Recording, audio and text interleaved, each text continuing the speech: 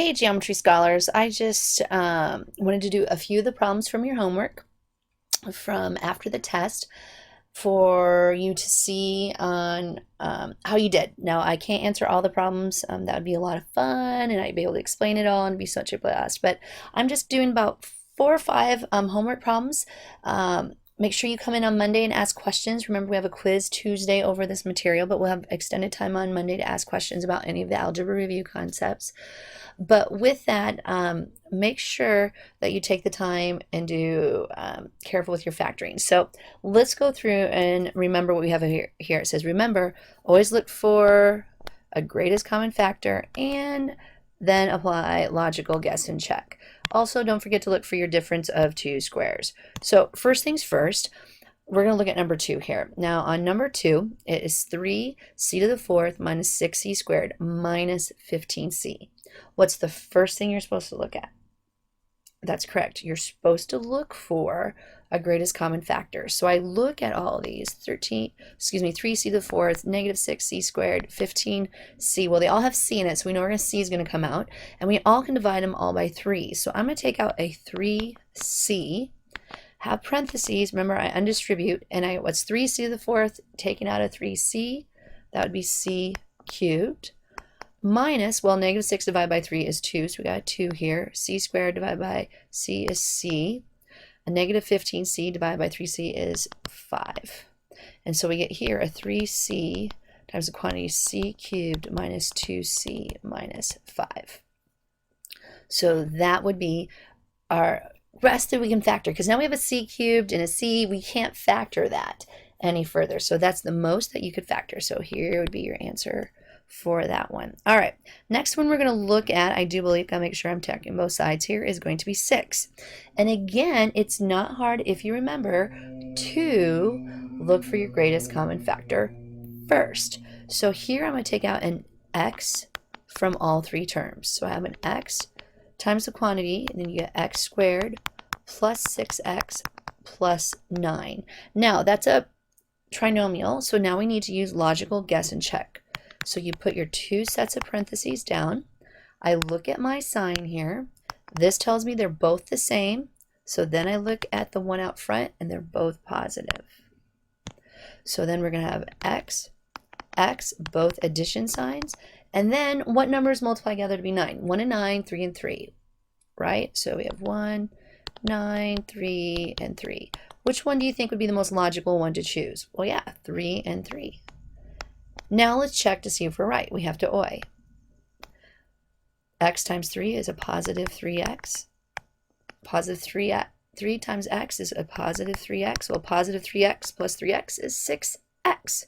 So our final answer is x times the quantity, x plus 3 times the quantity, x plus 3. Does that make sense? Great. All right, next problem that we're going to work on. We're going to try 9. All right, so with 9, again, I have to look for greatest common factor, and my numbers are 3y squared minus 20y plus 12. Well, unfortunately, nothing can come out of all 3 terms. So now we're at the fact that it's a trinomial, so right away I'm going to try the fact of logical guess and check. So we're going to put our 2 sets of parentheses down. We're going to look at our sign. It's positive at the end in front of our constant, which means the signs are the same, so I look at the front of the middle term and it's negative. So I know they're both negative. I'm going to go 3y and y. I don't have any choices there because 3 is prime. Now, with 12, when we're working with this one, we normally say do the ones closest together. So we said 1 and 12, 2 and 6, 3 and 4. So normally we want to try 3 and 4. I can't put the 3 here because that makes me have a greatest common factor. So I'm going to try a 4 here and a 3 here. So I'm going to try that first. Well, you got to OI then. So I got a negative 9y, again, negative 4y, it's a negative 13y. Now, unfortunately, I'm looking for a negative 20y, and I can't switch the 3 and the 4 around because then we knew it already, it wouldn't work. So that means 3 and 4 aren't good. So I have to try something else. Well, naturally, you're going to try 2 and 6. Again, I couldn't put the 6 there. I cannot do it because 3 and 6 have greatest common factor. So what can only go there? The 2. And then I have my 6. Now let's try OI this time. Outside is going to be negative 18y. Inside is going to give me a negative 2y. All right, well, what do they add together to be? A negative 20y. So that's perfect. So we got our two sets of parentheses, 3y minus 2 times the quantity y minus 6. What do you guys think? Not too bad, is it? All right, I have 3 other ones I want to do with you, but they're going to go fairly fast. So what's the first thing in number 13 we always look for? Greatest common factor. Well, the cool thing that happens here, I can take out a c. So then I get a 16c squared minus 9. Now notice that is 2 terms now inside the parentheses. So the first thing I'm going to look for is a difference of 2 squares. And voila, my friends, it's a difference of 2 squares because there's a subtraction sign, and 16c squared is a perfect square and 9 is a perfect square. So I get my 2 sets of parentheses. So I get 4c and 4c. I get a plus or minus. And what's the square of 9? 3 and 3. So instead of rewriting that, we're just going to go, there's the answer.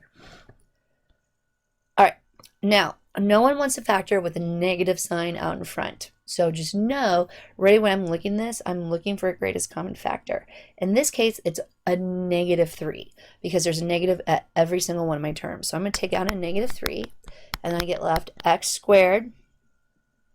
Let's see what we got here. Take a 3 out of 57. Let's go real quick. Got to do my math here. Sorry, guys. Negative 3, 27, so it'd be 19, I do believe. Yep, so it'd be 19. So plus 19x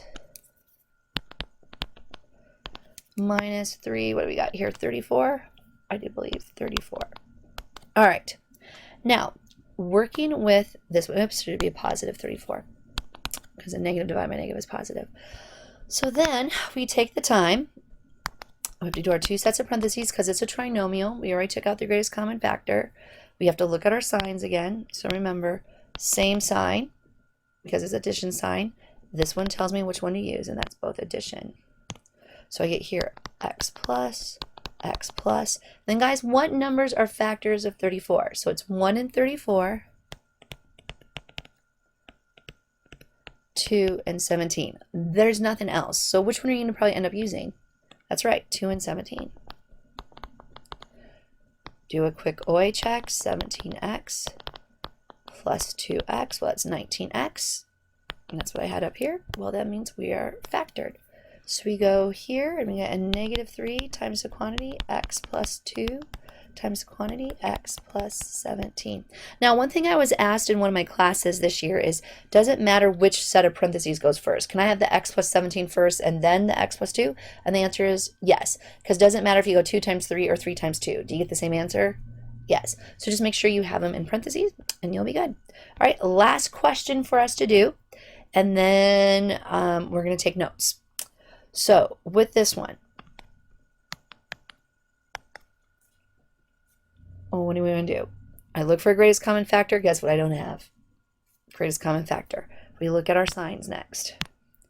Same sign, both. What's that second one I highlighted? Yep, subtraction. So when I have that, I go minus and minus. Let's go the easy route first. That's a 5, right? So if that's a 5, it's prime. I only have 2 choices, 1 and 5. Now when I look at the 6, I have 1 and 6, 2 and 3. Which one do you think would make the most sense to do? Yeah, I was going to do 2 and 3 as well. Now, let's try these and see if we get these right. I do the outside. All right, so I get a negative 10x. Inside, I get a negative 3x. Oh no, that's a negative 13x. I need a negative what? 17x. Well, what's going to be the easiest thing to do? How about if we change where the 2 and 3 are located? What if I put a 3x here and a 2x here? Because maybe I put them in the wrong spot. So we try again. So I get a negative 15x inside a negative 2x. Oh, look, that adds together to be a negative 17x. So I get 3x minus 1 times the quantity 2x minus 5. I hope this helps a little bit with factoring, guys. Again, I'll be at school on Monday. You can call me on Sunday night if you have questions. hopefully that will help you guys with this problem.